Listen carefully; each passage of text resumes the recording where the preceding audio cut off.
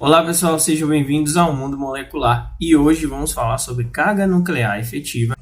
Então, eu já peço que você se inscreva no nosso canal, ative o sininho e além disso, esse conteúdo a gente já gravou um vídeo sobre ele explicando o que significa esse termo. Então eu já peço que você chegue aqui nesse card e assista esse vídeo porque ele vai ser interessante para você fazer as questões que eu trouxe aqui para vocês.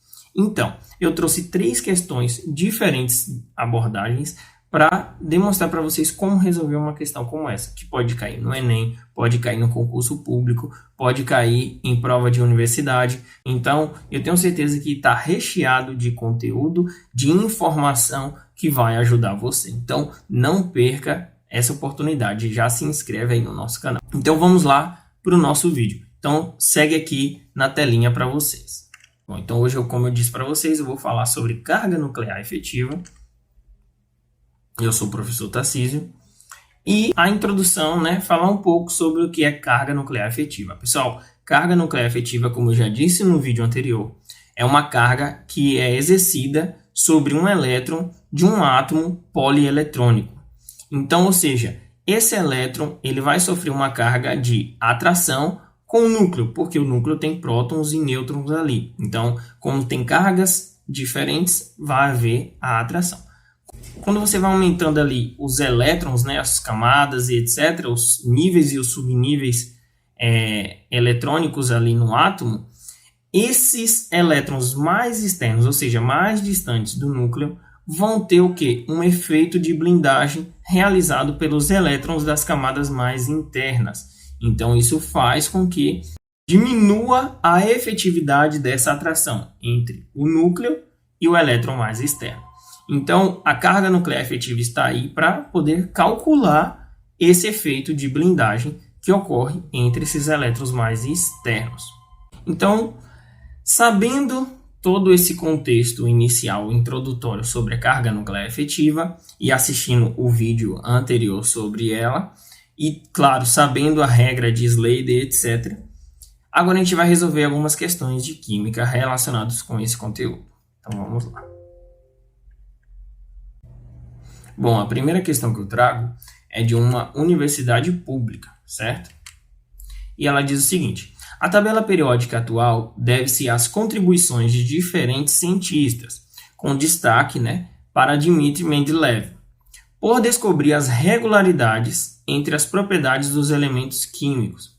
Certas propriedades características dos átomos, particularmente seus tamanhos e as energias associadas com a remoção e adição de elétrons, mostram variações periódicas com o número atômico. Então, percebam que a periodicidade ali dos elementos, dentro da tabela periódica, ela é importante para entender algumas características desses elementos.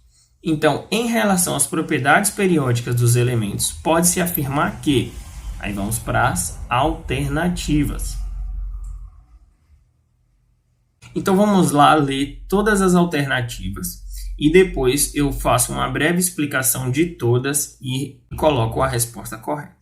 Então, vamos lá. Na letra A, diz o seguinte: o número atômico varia de forma diretamente proporcional à energia de ionização.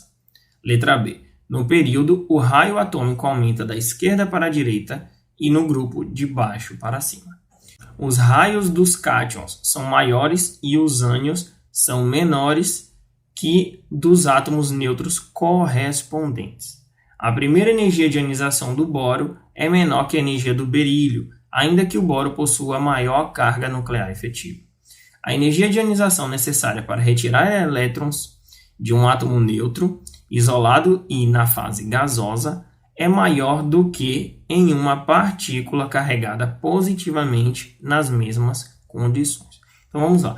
Qual dessas alternativas está correta? A primeira dica que eu dou para você resolver de uma forma mais rápida é o seguinte: você já vai, quando você estiver lendo as alternativas, se você já encontrou alguma irregularidade, você já descarta essa questão. Então, isso facilita você no raciocínio e a procura da questão correta. Então, vamos lá. O número atômico varia de forma diretamente proporcional à energia de ionização? Não, falso, errado, incorreto. Por quê? quando o número atômico cresce dentro de um período da esquerda para a direita e cresce de cima para baixo, a energia de ionização ela é inversamente proporcional, no sentido de que ela cresce de baixo para cima. Então, essa questão está incorreta. Letra B. No período, o raio atômico aumenta da esquerda para a direita e no grupo de cima para baixo. O que está incorreto aqui? É a parte do quê? Do período. Ele não cresce da esquerda para a direita. Ele cresce da direita para a esquerda. Então, dentro do período, o raio atômico, em vez de crescer da esquerda para a direita, ele vai crescer da direita para a esquerda. Então, essa parte aqui está incorreta. Letra C. Os raios dos cátions são maiores e aqui você já consegue identificar que está errado, porque o cátion, por ele perder elétrons, ou seja, ele vai diminuir ali o seu subnível, né, a camada, o que vai acontecer? Ele vai aproximar, o núcleo vai aproximar esses elétrons para si, porque diminui a quantidade de elétrons, então o raio vai diminuir. Então aqui não é maior, ele seria menor do que os ânions, porque os ânions estão ganhando elétrons, certo? Então errado também essa questão. Letra D. A primeira energia de ionização do boro é menor que a energia do berílio, ainda que o boro possua maior carga nuclear efetiva. Essa daqui está correta, pessoal. Então é letra D, a resposta correta dessa questão.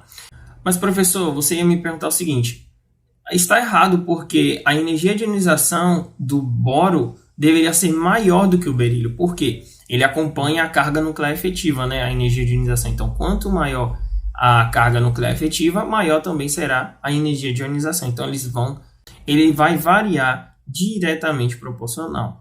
Contudo, existe ali uma regra que eu só vou explicar no nosso grupo do Telegram. Então, peço para que você entre aqui no link, tá aí abaixo, e também no nosso perfil e também no nosso Instagram. Já peço que você segue nossa página lá. Então, vou colocar lá porque a energia de ionização do boro é menor do que o berílio. Então, lá eu vou explicar tudo certinho. Então, é só entrar no nosso grupo do Telegram. Mas a resposta correta é a letra D. Por que não a E? Vamos lá ver. A energia de ionização necessária para retirar elétrons de um átomo neutro, isolado e na fase gasosa, é maior que de uma partícula carregada positivamente. Falso. Por quê? Quando uma partícula já está carregada positiva, quer dizer que já retirou um elétron. Então, a energia de ionização dela, a segunda energia de ionização já vai ser maior do que a primeira. E se você retirar elétrons de um átomo neutro, vai ser a primeira energia de ionização, que normalmente, para todos os átomos, é a menor que existe entre eles. Então, essa resposta está o quê? Incorreta. Então, resposta correta, letra D. Ok? Vamos para a próxima questão. Essa questão ela é de uma universidade, que é a UFMG, do Departamento de Química. Então, analisando seus conhecimentos sobre propriedades periódicas, julgue como verdadeira ou falsa cada uma das seguintes sentenças. Justifique as falsas. Aqui eu não vou justificar, ou vou justificar querendo ou não, mas não vou escrever, mas eu vou explicar para vocês por que ela é falsa, tá certo? Então vamos lá. Letra A. É possível observar que as cargas nucleares efetivas de dois elementos de um mesmo grupo da tabela periódica tendem a um mesmo valor. Essa resposta está correta, então ela é verdadeira.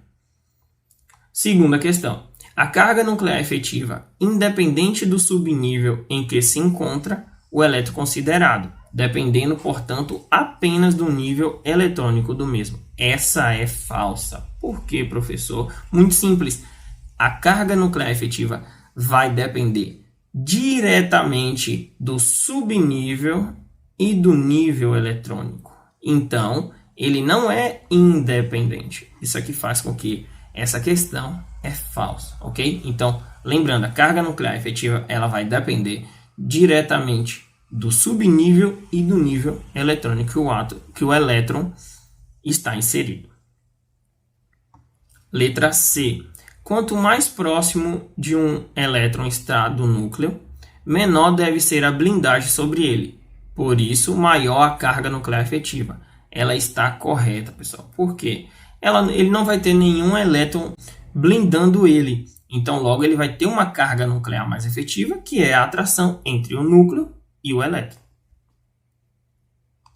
Letra D. Uma vez que os elétrons externos ao elétron considerado não exercem blindagem sobre o mesmo, para quaisquer elementos químicos, um elétron de um mesmo orbital tem sempre a mesma carga nuclear efetiva. Essa aqui é falsa, pessoal. Por que essa questão é falsa? Veja o seguinte, que uma vez que os elétrons externos ao elétron considerado não exercem blindagem, isso é verdade, se ele está no mesmo nível ali, eles não vão sofrer o efeito de blindagem, só vão sofrer das camadas mais internas. Contudo, o elétron de um mesmo orbital tem sempre a mesma carga nuclear efetiva. Isso é falso, pessoal. Por quê? O número atômico muda entre vários elementos químicos. Então, isso aqui, essa partezinha aqui, juntamente com essa, faz com que essa alternativa está incorreta, né? Ela é falsa. Porque você aumenta o número atômico dele, ou seja, você aumenta o número de elétrons ali. Então, quanto mais elétrons você adiciona ali, maior será o efeito de blindagem e a carga nuclear efetiva vai mudar. Então, essa aqui está incorreta. Então, para você ver como é fácil você ter estratégia aqui, conhecer o conteúdo para resolver uma questão como essa. Vamos para a próxima. Então vamos lá. Essa agora é de um concurso público da banca CESP de 2016 para a Polícia Científica, que era a perito. Assinale a opção correta acerca das propriedades periódicas e aperiódicas dos elementos. Letra A. A afinidade eletrônica dos elementos químicos no grupo 15 é menor que a dos elementos químicos do grupo 13. Eu vou já respondendo para vocês verem a estratégia de resolver uma questão assim. Então vamos lá. A afinidade eletrônica dos elementos químicos do grupo 15 é menor que a dos elementos do grupo 13. Falso, pessoal. Já é errada essa questão aqui. Por quê? Se a afinidade eletrônica, você tem a maior probabilidade de puxar elétrons para si, logo o grupo 15, que está mais próximo ali dos halogênios, dos calcogênios, faz com que ele tenha uma afinidade maior. E o grupo 13, que está mais do lado esquerdo da tabela periódica, teria uma afinidade eletrônica muito menor. Então, logo, ele perderia mais elétrons. Ou seja, ele não teria tanta afinidade por esses elétrons. Então, o grupo 15 teria maior afinidade eletrônica do que o do grupo 13. Então, essa aqui está incorreta. Letra B. As tendências de eletropositividade e eletronegatividade de um elemento podem ser avaliadas pela posição ocupada por ele na tabela periódica. Eu tenho certeza que muita gente ia colocar como verdadeira aqui, mas ela não é verdadeira. Muita gente pode dizer que ela é ambígua, que ela poderia ser anulada dentro aí do concurso público, só que existe um porém, que eu acho que é uma explicação plausível para essa questão, que é o seguinte. Perceba o seguinte, que as tendências de eletropositividade e eletronegatividade de um elemento pode ser avaliado pela posição ocupada por ele na tabela periódica. Sim e não ao mesmo tempo. Por quê? Porque não é avaliado por isso que ele tem maior tendência à eletropositividade e maior tendência à eletronegatividade. E sim pelo número atômico. Então, logo, ele faz uma pegadinha aqui por contar da avaliação dessa tendência. Então, a avaliação dela seria mais pela sua configuração eletrônica, certo? Então, vamos fazer o seguinte. Se você acha que essa resposta seria correta e o concurso deveria ser anulado, deixe aí nos comentários, certo? A energia de ionização, letra C. A energia de ionização necessária para a remoção de um elétron do íon mais um é maior que a necessária para a remoção de um elétron da espécie +2. Pessoal, essa aqui eu já disse para vocês na questão anterior, falso, né? Por quê? A +1, ou seja, o primeiro íon, vai ser mais fácil de remover o elétron. Então, ele seria o quê? Menor do que a do segundo elétron, porque ele já está mais próximo do núcleo, ele trouxe os elétrons para si, diminuiu ali o tamanho, então a força de atração entre eles está muito maior. Então, para se retirar esse elétron ali, vai ser uma energia muito maior, uma força muito maior para poder remover ele. Então, aqui é falso, ele deveria ser menor, né? Essa +1 do que a +2, ok? Letra D. Quanto maior for a carga nuclear efetiva, maior será a energia de ionização. Essa está correta, pessoal. Letra D. Só que muita gente vai dizer o seguinte: ah, mas quando dentro de um período, beleza, a energia de ionização ela vai aumentar, a carga nuclear efetiva também vai aumentar. Só que quando vamos para os grupos, é ao contrário, é inversamente proporcional. Então, por que essa resposta está correta? Porque ele não define se é grupo ou período. E como no período é correto dizer que é diretamente proporcional, então ele dá como essa resposta correta. Então, assim como eu deixei aberto a letra B para a gente discutir, eu deixo também a resposta correta, que é a letra D, para a gente discutir também. E aí a gente vai discutindo, vai conversando. Qualquer coisa, entra no nosso grupo do Telegram, que eu vou colocar uma enquete lá, se você acha que essa questão deveria ser ou não anulada, beleza? E aí a gente já sabe quem é a correta. Vamos ver só a última para deixar claro que ela é falsa. Massa atômica e calor específico são propriedades definidas de acordo com a carga nuclear efetiva. Também não, pessoal. Eu acho que é a mesma coisa da letra B aqui. Depende de outros fatores que não seja somente a carga nuclear efetiva. E aí, pessoal, gostaram das nossas questões de hoje? Eu tenho certeza que você vai aprender muito. E vão lá no nosso Telegram, onde a gente vai discutir sobre essas questões. A gente vai colocar enquetes e ouvir vocês também sobre a opinião de vocês, se deveria ou não cancelar essa questão aí do concurso público. Então, se inscreva no nosso canal, ative o sininho e fique sempre por dentro dos conteúdos que nós postamos aqui. Peço também que você siga o nosso Instagram e também o nosso TikTok. Vou deixar os links aí embaixo na descrição. Assista o vídeo anterior sobre carga nuclear efetiva e tantos outros que temos aqui no nosso canal. Então, até o próximo vídeo, galera. Fui!